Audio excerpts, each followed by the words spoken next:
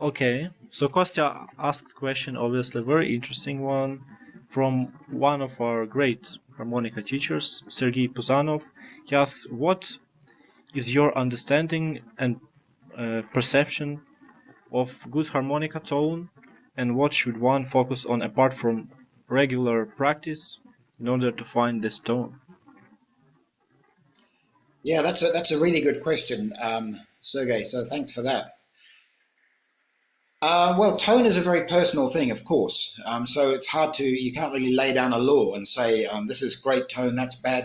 Well, I think if you asked a broad group of people, most people would say, would have gravitate to one kind of tone as appealing to a broad range of people rather than another kind of tone. So I guess it's not purely subjective because probably more people would agree what's good tone and what's not so good tone.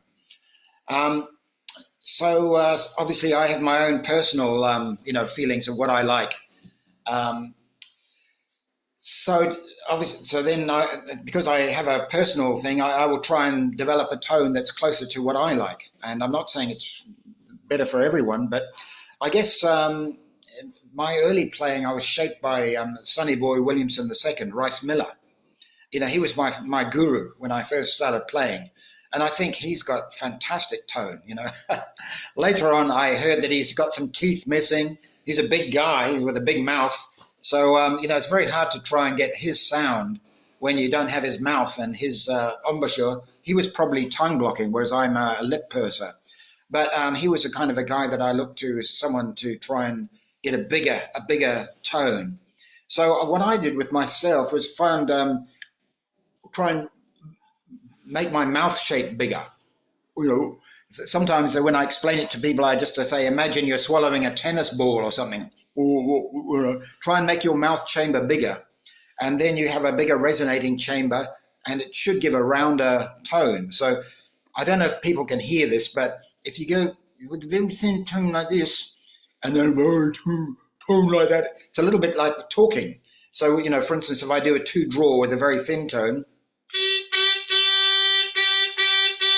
and then I make my mouth bigger.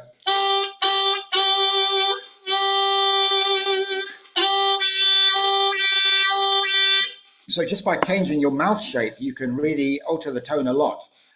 So that's one thing that I would recommend for anyone who wants to get a bigger tone. Just make their mouth bigger. And then, of course, related to tone are things like vibrato, with, again, listening to the great blues players, this kind of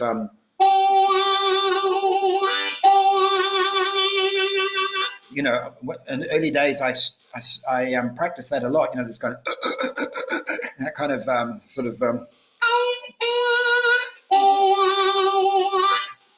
that kind of thing. And then, but then I thought, well, you can only do that down the bottom end. So I'd love to get some vibrato higher up.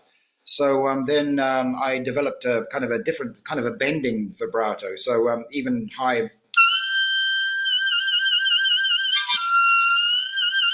So basically, this is like a fast bending.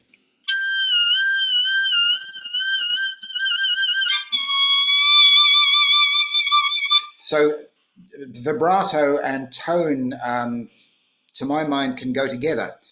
But you should be able to just hold a note by itself without vibrato, and it should sound pleasant. But I find vibrato does add quite a nice extra quality to the sound. So I guess I thinking of tone, I'd think of vibrato as well, almost at the same time. But yeah, I'd say making your mouth shape bigger is the short answer to Sergei's question, to make it a bigger tone.